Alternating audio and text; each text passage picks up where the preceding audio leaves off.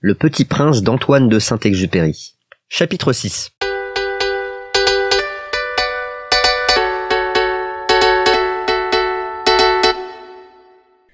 Ah, petit prince, j'ai compris peu à peu ainsi ta petite vie mélancolique. Tu n'avais eu longtemps pour distraction que la douceur des couchers de soleil.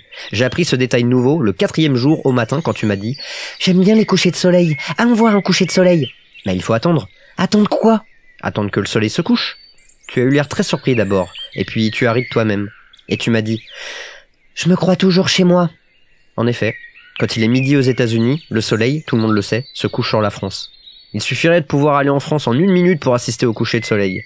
Malheureusement, la France est bien trop éloignée. Mais, sur ta si petite planète, il te suffisait de tirer ta chaise de quelques pas, et tu regardais le crépuscule chaque fois que tu le désirais. Un jour, j'ai vu le soleil se coucher 43 fois. Et un peu plus tard, tu ajoutais « Tu sais, quand on est tellement triste, on aime les couchers de soleil. » Le jour des 43 fois, tu étais donc tellement triste? Mais le petit prince ne répondit pas. Diligence pour comprendre à moi seul ce problème. Et en effet, sur la planète du Petit Prince, il y avait, comme sur toutes les planètes, des bonnes herbes et des mauvaises herbes. Par conséquent, de bonnes graines, de bonnes herbes, et de mauvaises graines, de mauvaises herbes. Mais les graines sont invisibles. Elles dorment dans le secret de la terre jusqu'à ce qu'il prenne fantaisie à l'une d'elles de se réveiller. Alors, elles s'étirent et poussent d'abord timidement vers le soleil une ravissante petite brindille inoffensive. S'il s'agit d'une brindille de radis ou de rosier, on peut la laisser pousser comme elle veut.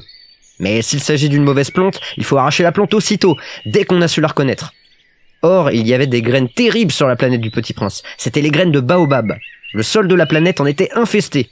Or, un baobab, si l'on s'y prend trop tard, on ne peut jamais plus s'en débarrasser. Il encombre toute la planète. Il la perfore de ses racines. Et si la planète est trop petite, et si les baobabs sont trop nombreux, ils la font éclater. C'est une question de discipline, me disait plus tard le Petit Prince.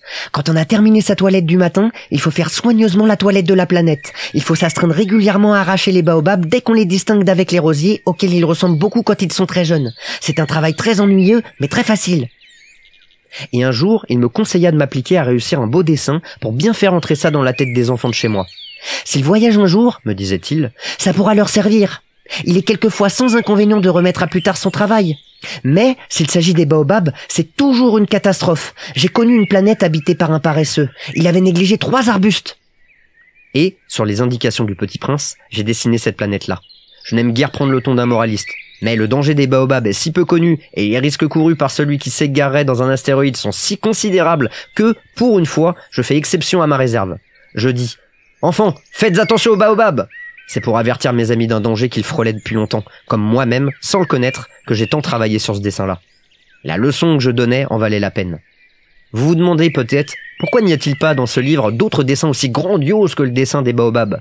La réponse est bien simple. J'ai essayé, mais je n'ai pas pu réussir. Quand j'ai dessiné les baobabs, j'ai été animé par le sentiment de l'urgence.